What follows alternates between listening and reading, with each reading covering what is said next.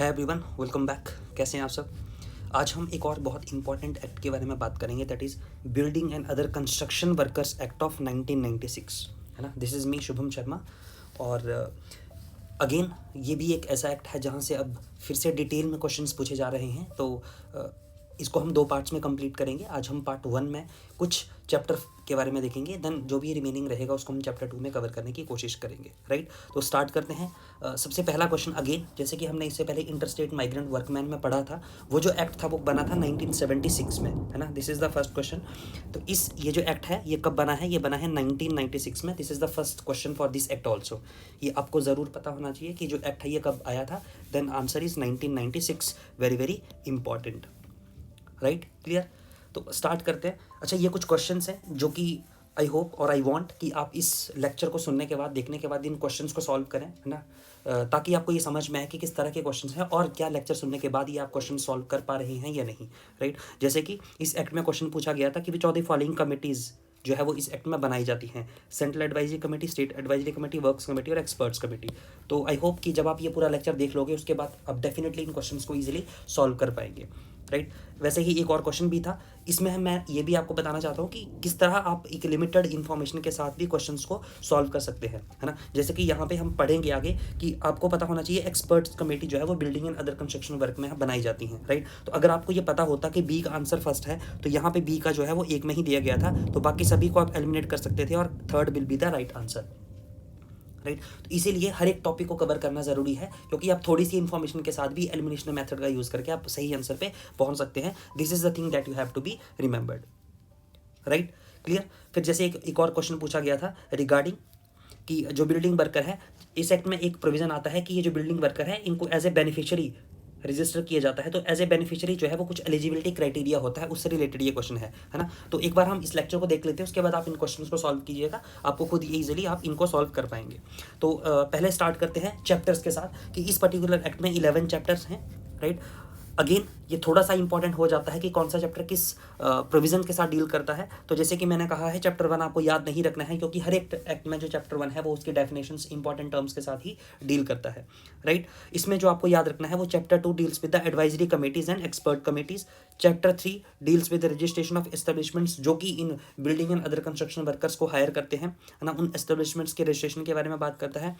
Chapter 4 deal करता है जो हमने अभी बात की कि जितने भी बिल्डिंग वर्कर्स हैं ये एज ए बेनिफिशियरी रजिस्टर किए जाते हैं। तो ये कहानी सारी कौन से चैप्टर में है? चैप्टर 4 में है ना। चैप्टर 5 डील करता है वेलफेयर बोर्ड्स के साथ, जो भी ये बिल्डिंग वर्कर कंस्ट्रक्शन है इनके रिलेटेड जो है वो वेलफेयर बोर्ड बनाए जाते हैं, उनके साथ डील करता है चैप्टर 5। तो इसी तरह से ये सारे चैप्टर्स हैं। आपको ये लास्ट के 3 चैप्टर और शुरू का फर्स्ट चैप्टर छोड़ के आपको ये बीच के जो 6 चैप्टर हैं ये पता होना चाहिए कि कौन सा चैप्टर किस प्रोविजन के साथ डील करता है।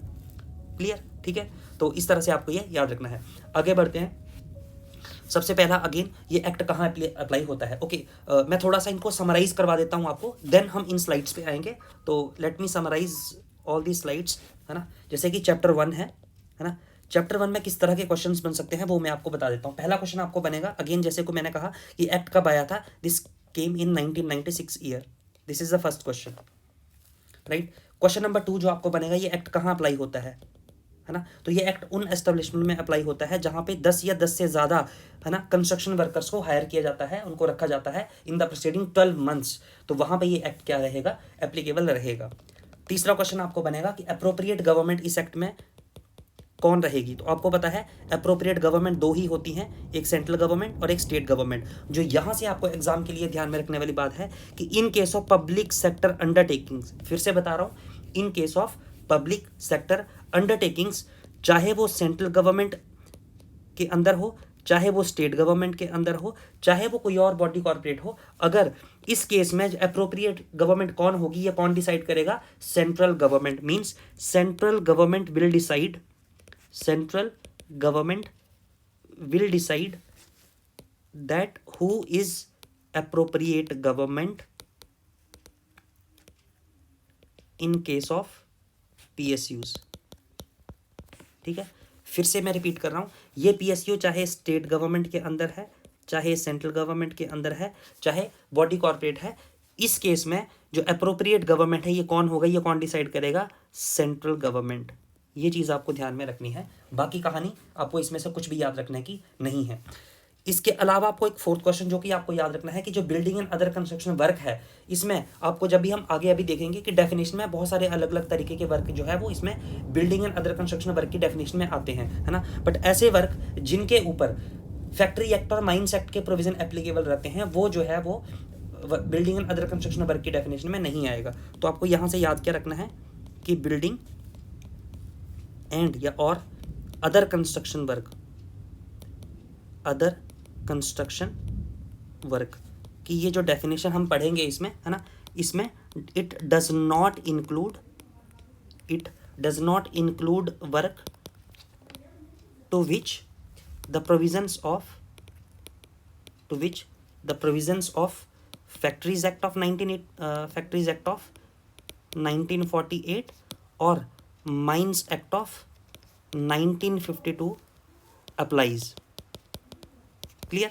तो इस पर्टिकुलर एक्ट में जो भी कंस्ट्रक्शन वर्क या बिल्डिंग वर्क से रिलेटेड वर्क हैं, है ना, तो ऐसे वर्क जिनके ऊपर फैक्ट्रीज एक्ट और माइंस एक्ट के प्रोविजंस अप्लाई होते हैं वो वाले इस डेफिनेशन के अंदर नहीं आएंगे। क्लियर। इसके अलावा एक जो चीज़ आपको याद रखनी है कि बिल्डिंग वर्कर की डेफिनेशन जो हम इसमें पढ़ेंगे, बिल्डिंग वर्कर मतलब ऐसा वर्कर जो कि चाहे skilled, semi skilled, unskilled, manual किसी भी तरह का काम करता हो, है ना, तो इसमें क्या नहीं आएगा, है ना, does not include a person who is managerial और एडमिनिस्ट्रेटिव कैपेसिटी में काम करता हो, दैट इज एमए वाले नहीं आएंगे, या फिर सुपरवाइजरी कैपेसिटी में काम करता हो, drawing wages more than ₹1600 per month. तो ऐसा कोई पर्सन जो कि एज ए सुपरवाइजर काम करता है और उसकी सैलरी जो है वो ₹1600 पर मंथ से ज़्यादा है, वो भी बिल्डिंग वर्कर के डेफिनेशन के अंदर नहीं आएगा। और इसके अलावा मैनेजरियल और एडमिनिस्ट्रेटिव काम करने वाले भी पर्सन जो है वो इस बिल्डिंग वर्कर की डेफिनेशन में नहीं आएंगे। Right. And the last question from the chapter 1 जो कि आपको याद रखना है कि इसमें जो वेजेस की डेफिनेशन है वो आपको कहाँ से देखनी है, वो आपको देखनी है payment of wages act of 1936। तो ये एक स्लाइड है जो कि आपको याद रखनी है चैप्टर 1 से, जहां से क्वेश्चंस बन सकते हैं। पहला क्वेश्चन कब आया था? 1996 में। दूसरा क्वेश्चन कहां अप्लाई होगा? जहां पे 10 या 10 से ज्यादा वर्कर काम करते हैं। तीसरा क्वेश्चन जो आपको पूछेगा कि पीएसयू के केस में अप्रोप्रिएट गवर्नमेंट कौन होगी, तो वहां पे आपका आंसर होगा कि सेंट्रल गवर्नमेंट विल डिसाइड कि who is the appropriate government in case of public sector undertakings. Fourth question जो आपको याद रखना है कि ऐसे वर्क जहां पे फैक्ट्रीज एक्ट और माइंस एक्ट के प्रोविजंस अप्लाई होते हैं, वहां पे वो जो वर्क है वो इस एक्ट की डेफिनेशन में नहीं आएगा। बिल्डिंग वर्कर कौन नहीं होगा? जो कि एमए वाला काम करेगा, दैट इज मैनेजरियल और एडमिनिस्ट्रेटिव कैपेसिटी वाला जो काम करेगा वो बिल्डिंग वर्कर नहीं होगा। और सुपरवाइजर जो कि हर महीने 1600 रुपये से ज़्यादा लेता है वो भी बिल्डिंग वर्कर नहीं होगा। और वेजिस की जो डेफिनेशन है वो इस एक्ट के लिए आपको कहाँ से देखनी है? Payment of wages act of 1936। Clear हो गया? ठीक है। सो दिस इज ये जो है वो इतना आपको ध्यान रखना है। जैसे कि चैप्टर 1 है, चैप्टर 1 में आपको क्या चीज़ ध्यान में रखनी है कि जहाँ 10 या 10 से ज़्यादा बिल्डिंग वर्कर काम करते हैं वहाँ पे ये एक्ट जो है वो अप्लाई रहेगा। ठीक है। और इसके अलावा जो भी मैंने आपको कहा कि पब्लिक सेक्टर अंडरटेकिंग में सेंट्रल गवर्नमेंट विल नोटिफाई कि कौन जो है वो अप्रोप्रिएट गवर्नमेंट होगी। क्लियर। और हमने कहा कि ये जो building and other construction work है ना, तो यहाँ पे कौन नहीं आएगा? But does not include any building or other construction work to which the provisions of factory act और माइंस एक्ट अप्लाइज। ठीक है। और बिल्डिंग वर्कर के डेफिनेशन में कौन नहीं आएगा? ऐसा पर्सन जो कि एमए वाला काम करता हो, दैट इज मैनेजरियल और एडमिनिस्ट्रेटिव कैपेसिटी या सुपरवाइजरी कैपेसिटी में एक्सीडिंग 1600 रुपीज पर मेंसन, मतलब पर मंथ। ठीक है, ये भी हमने बात कर ली। और वेजेस की डेफिनेशन के लिए आपको कहाँ जाना है? Payment of wages act of 1936। सो इतना आपको चैप्टर 1 में याद रखना है। ठीक है। अब देखते हैं चैप्टर 2 में आपको याद रखना है, वो भी अब यहाँ पे हम एक बढ़िया नोट्स बना के देख लेते हैं। दिस इज चैप्टर 3 और पहला क्वेश्चन आपको याद रखना है कि chapter 2 deals with advisory committees, है ना। चैप्टर 2 में advisory committee and expert committee के बारे में बात कही गई है। ठीक है। तो ये एक्ट बोलता है कि यहाँ पे एडवाइजरी कमेटीज बनाई जाएंगी और एक्सपर्ट्स कमेटी बनाई जाएंगी। अच्छा, अब एडवाइजरी कमेटी में भी एक बनाई जाएंगी आपकी सेंट्रल एडवाइजरी कमेटी और स्टेट एडवाइजरी कमेटी। ठीक है। इसको मैं लिख देता हूँ CAC और इसको लिख देता हूँ SAC। ठीक है जी, पहला क्वेश्चन क्लियर हो गया। अच्छा, दूसरा क्वेश्चन, ये जो सेंट्रल एडवाइजरी कमेटी है इनको कौन बनाएगा? Then central government will constitute this central advisory committees. तो सेंट्रल एडवाइजरी कमेटी को कौन बनाएगा? कौन बनाएगा? Central government. क्यों? काम क्या है इसका? इसका काम है to advise the central government regarding administration of this act, right, administration of the act. तो इसका काम क्या है कि सेंट्रल एडवाइजरी कमेटी का काम क्या है? सेंट्रल गवर्नमेंट को एडवाइज करना regarding the administration of this act. Clear हो गया। और थर्ड क्वेश्चन बनेगा आपको इसकी कॉम्पोजिशन से। थर्ड क्वेश्चन बनेगा आपको इसकी कि इस सेंट्रल एडवाइजरी कमेटी की कॉम्पोजिशन क्या है? सेंट्रल एडवाइजरी कमेटी, ठीक है। तो इसमें कौन कौन होगा? एक सेंट्रल गवर्नमेंट के द्वारा अपॉइंट किया हुआ चेयरमैन होगा, चेयरमैन होगा। कितने होगा? एक, ठीक है।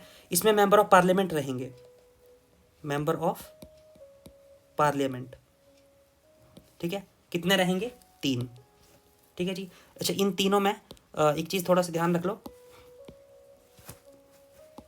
ये जो मेंबर ऑफ पार्लियामेंट है कितने रहेंगे? 3। इन तीनों में 2 जो रहेंगे वो लोकसभा से रहेंगे, लोकसभा, प्लस 1 जो रहेगा वो राज्यसभा से रहेगा, ठीक है, क्लियर। और इसके अलावा director general, director general ex officio रहेगा वो, राइट। तो वो कितने रहेंगे? ऑब्वियसली 1। और अदर मेंबर्स, अब अदर मेंबर्स का मतलब क्या है कि जैसे वर्कर्स के रिप्रेजेंटेटिव रहेंगे, एम्प्लॉयर्स के रिप्रेजेंटेटिव्स रहेंगे, या ये जो भी कंसर्न स्टेक होल्डर्स हैं उनके भी मेंबर हो सकते हैं। तो वो कितने हो सकते हैं? मिनिमम 9 और मैक्सिमम 13। बस इसमें एक कंडीशन आपको याद रखनी है कि जो एम्प्लॉयर के रिप्रेजेंटेटिव रहेंगे वो ज़्यादा नहीं हो सकते, मतलब वो या तो बराबर रहेंगे या लेस देन रहेंगे वर्कर्स के रिप्रेजेंटेटिव से। तो ये कॉम्पोजिशन है सेंट्रल एडवाइजरी कमेटी की। एक चेयरमैन होगा जो कि अपॉइंट किया जाएगा by the central government. Member of parliament रहेंगे 3, जिसमें कि 2 लोकसभा से, 1 राज्यसभा से। अच्छा, एक और चीज़, जो लोकसभा है ना उसको एग्जाम में आपको स्टेटमेंट में हाउस ऑफ द पीपल भी लिख सकता है, तो आपको पता होना चाहिए हाउस ऑफ द पीपल किसको हम बोलते हैं? लोकसभा को। और राज्यसभा को बोलते हैं council of states, council of states, ठीक है जी। और एक डायरेक्टर जनरल होगा, और अदर मेंबर्स में जैसे कि एम्प्लॉयर के रिप्रेजेंटेटिव, वर्कर्स के रिप्रेजेंटेटिव या अदर्स कंसर्न स्टेक होल्डर्स, वो सारे कितने रहेंगे? Minimum 9, maximum 13। तो ये कॉम्पोजिशन रहेगी आपकी सेंट्रल एडवाइजरी कमेटी की। अब हम थोड़ा सा स्टेट एडवाइजरी कमेटी को भी देख लेते हैं। अगेन ये चैप्टर 2 ही है और इसमें हम अभी बात करेंगे। अभी तक हमने 3 क्वेश्चंस देख लिए। इसी चैप्टर से आपको 4th क्वेश्चन क्या बनेगा? स्टेट एडवाइजरी कमेटी की कंपोजिशन, ठीक है। इसमें भी again obviously state government appoint करेगी किसको? चेयरमैन को या चेयरपर्सन को, ठीक है। वो कौन होगा? 1। एमएलएज रहेंगे कितने? 2, ठीक है। एक सेंट्रल गवर्नमेंट द्वारा अपॉइंटेड मेंबर होगा, सेंट्रल गवर्नमेंट द्वारा अपॉइंटेड मेंबर होगा 1, ठीक है। इसमें एक एक्स ऑफिशियो चीफ इंस्पेक्टर भी रहेगा, एक्स ऑफिशियो चीफ इंस्पेक्टर, वो कितना रहेगा? 1। और लास्ट में अदर मेंबर्स जो हमने बात की, जिसमें कि वर्कर्स और एम्प्लॉयर्स या अदर कंसर्न स्टेक होल्डर्स के मेंबर्स रहेंगे, बट यहाँ पे मिनिमम 7 और maximum 11। And again the condition is कि जो एम्प्लॉयर्स के रिप्रेजेंटेटिव हैं वो क्या रहेंगे? Less than equal to workers representative. Clear हो गया? तो ये आपकी कॉम्पोजिशन है about state advisory committee. Clear? And the last question that can be asked from this chapter is about expert committees. Expert committees, ठीक है। इसमें आपको पहले चीज याद रखनी है, ये सेक्शन 5 में इसकी बात हो रखी है, बहुत बहुत इंपॉर्टेंट है। इसको अपॉइंट कौन करेगा? Appropriate government. अगर एग्जाम में वहां पे बोल दिया central government, answer will be wrong. State government can also constitute expert committees. तो अप्रोप्रिएट गवर्नमेंट में कॉन्स्टिट्यूट्स, ठीक है जी, क्लियर। तो ये आपको थोड़ा सा याद रख, इस एक्सपर्ट कमेटी में जो भी मेंबर होंगे उनको फीस और अलाउंसेस भी दिए जाएंगे, ये भी याद रखना थोड़ा सा, है ना। बट अगर वो जो मेंबर्स हैं अगर वो गवर्नमेंट ऑफिशियल्स हैं तो कोई फीस और अलाउंसेस उनको नहीं मिलेगा। गवर्नमेंट ऑफिशियल के केस में no fees and allowances will be given, otherwise the members in the expert committee will get some fees और अलाउंसेस। Right, clear. तो ये सेक्शन 5 में बात होती है और ये कौन से एक्ट में है, building and other construction workers act of 1996 में इसके बारे में बात होती है। ठीक है, so that's all from this chapter 2। Clear. तो अगर आप अब पढ़ोगे इसके बारे में, जैसे कि central advisory committee, central government इसको जो है वो कॉन्स्टिट्यूट करते हैं, राइट। और काम क्या है, advise the administration of this act. इसमें कौन कौन रहेंगे, चेयरपर्सन होंगे जो कि सेंट्रल गवर्नमेंट अपॉइंट करेगी, मेंबर ऑफ पार्लियामेंट होंगे जिसमें से 2 जो है वो house of the people that means Lok Sabha, और 1 जो है वो काउंसिल ऑफ स्टेट मतलब राज्यसभा। एक डायरेक्टर जनरल रहेंगे एक्स ऑफिशियो, और अदर मेंबर्स रहेंगे, मिनिमम कितना है, सॉरी मैक्सिमम कितना है 13 और मिनिमम कितना है 9। क्लियर। इसमें जो भी अदर वर्कर्स हो सकते हैं, कंसर्न मेंबर्स हो सकते हैं, वो भी इसमें रह सकते हैं।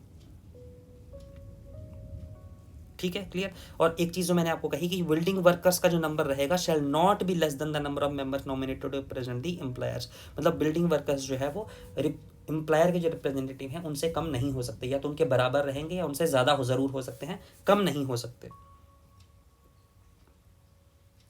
ठीक है जी। और लास्ट चीज आपको ध्यान रखनी है कि ऐसा कोई भी मेंबर जो कि सेंट्रल एडवाइजरी कमेटी का मेंबर है वो डिस्क्वालीफाई नहीं हो जाता to be a member of either house of the parliament. जैसे बोलते हैं ना कि हाउस ऑफ पार्लियामेंट में जब एमपी आप बनते हो, आपके पास कोई भी ऑफिस ऑफ प्रॉफिट पोजीशन नहीं होनी चाहिए।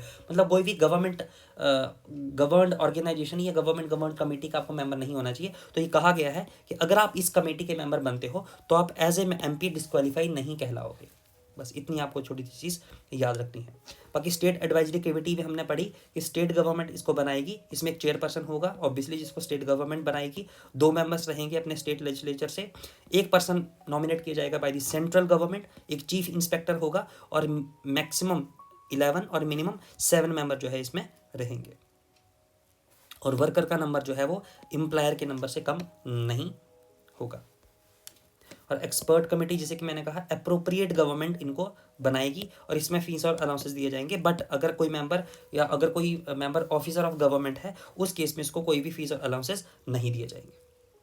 इतना हमने अभी तक पढ़ लिया। अब हम बात करते हैं चैप्टर 3 जो कि डील करता है रजिस्ट्रेशन ऑफ एस्टेब्लिशमेंट्स के बारे में। वो एस्टेब्लिशमेंट्स जो कि इन building or other construction workers को रखती हैं, रिक्रूट करती हैं, हायर करती हैं। So let's start on chapter number 3 and the first question is कि chapter number 3 deals with registration of establishments, registration of establishments, right। question number 2, अच्छा अब रजिस्ट्रेशन कौन करेगा इन एस्टेब्लिशमेंट्स की, उसके लिए अप्रोप्रिएट गवर्नमेंट अपॉइंट करती है रजिस्टरिंग ऑफिसर्स को। अप्रोप्रिएट गवर्नमेंट क्या करती है, अपॉइंट करती है रजिस्टरिंग ऑफिसर्स को, जो कि रजिस्टर करेंगे किसको, रजिस्टरिंग ऑफिसर्स को, सॉरी जो कि रजिस्टर करेंगे आपके एस्टेब्लिशमेंट्स को इस एक्ट के अंदर। ठीक है, अब इसमें एक कहानी आपको जो याद रखनी है, अच्छा कोई भी ऐसा एम्प्लॉयर जो कि अपनी एस्टेब्लिशमेंट को इस एक्ट के अंदर रजिस्टर करना चाहता है उसको क्या देनी होगी, एप्लीकेशन देनी होगी टू द रजिस्टरिंग ऑफिसर, है ना। तो क्या होगा, कोई भी एम्प्लॉयर अप्लाई करेगा for registration within 60 days from the commencement of his work to the registering officer. इसको मैं RO लिख देता हूं ताकि ज़्यादा टाइम ना लगे आपका, रजिस्टरिंग ऑफिसर, है ना। So this with in 60 days is very very important. कोई भी एम्प्लॉयर, जैसे मान लो आज उसने अपना काम शुरू कर दिया, उसने कंस्ट्रक्शन वर्कर्स को हायर कर लिया और उसने काम स्टार्ट कर दिया, वो कर सकता है, कोई दिक्कत नहीं है। पर जैसे ही उसने काम स्टार्ट किया और 10 से ज़्यादा वर्कर उसने हायर किए तो उस केस में उसको क्या करना पड़ेगा, रजिस्टरिंग ऑफिसर को एक एप्लीकेशन देनी होगी ताकि वो खुद की एक एज एन एस्टेब्लिशमेंट जो है वो वहाँ पे रजिस्टर करे। ठीक है, तो ये तो था फर्स्ट टाइम रजिस्ट्रेशन के लिए, फर्स्ट टाइम रजिस्ट्रेशन के लिए। ठीक है, बट मान लो किसी एम्प्लॉयर ने खुद को रजिस्टर कर लिया है पहले ही और उसके बाद कुछ चेंजेस हो रहे हैं उसकी एस्टेब्लिशमेंट में, तो उसके बारे में जो अपडेट है वो भी उसको रजिस्टरिंग ऑफिसर को देना है। तो उसके लिए क्या कहानी है कि एवरी एम्प्लॉयर उसको जो भी अपडेशंस उसकी एस्टेब्लिशमेंट जो हुई हैं regarding the number of construction workers. Hey guys, if you think that ये जितना भी कंटेंट आपको करवाया जा रहा है ये आपके लिए यूज़फुल है तो आप इसको कम्प्लीटली एक्सेस कर सकते हैं। आपको उसके लिए अनस्टॉपेबल एजुकेशन ऐप डाउनलोड करनी है। ये इस तरह का आपको लोगो वहाँ पे ऐप में देखने को मिलेगा और वहाँ पे जाके आप इस कंटेंट को कम्प्लीटली एक्सेस कर सकते हैं। वहाँ पे कंप्लीट आपको नोट्स लेक्चर्स दिए जाएंगे, प्रॉपर 1-to-1 मेंटरिंग वहाँ पे प्रोवाइड की जाती है, पीवाईक्यू एनालिसिस और मॉक क्वेश्चंस भी आपको वहाँ पे दिए जाएंगे, राइट। तो अगर आपको लगता है कि आप यूजीसी नेट के लिए लेबर लॉज एचआरएम कोड 55 का तैयारी कर रहे हैं तो आप वहाँ पे ऐप पे जाके इस कोर्स में एनरोल होकर जो है वो कम्प्लीटली इस एक्सेस कोर्स को, इस कॉन्टेंट को एक्सेस कर सकते हैं। Thank you so much guys. इसके लिए आपको करना क्या है, ये ऐप डाउनलोड करनी है। वहाँ पे आपको जैसे कि मैंने कहा complete syllabus, recorded live PYQ analysis, doubt sessions, mentoring will be there. In nutshell यहाँ पे एक बार पढ़ने के बाद आपको कुछ भी एक्स्ट्रा पढ़ने की देखने की ज़रूरत नहीं है। ना आपको कोई बुक्स फॉलो करनी है, ना आपको कहीं से मॉक पेपर लगवाने हैं, ना आपको खुद से कोई पीवाईक्यू एनालिसिस करना है। हर एक चीज़ जो है वो वहाँ पे आपको करवाई जाएगी, right. So thank you so much, thank you.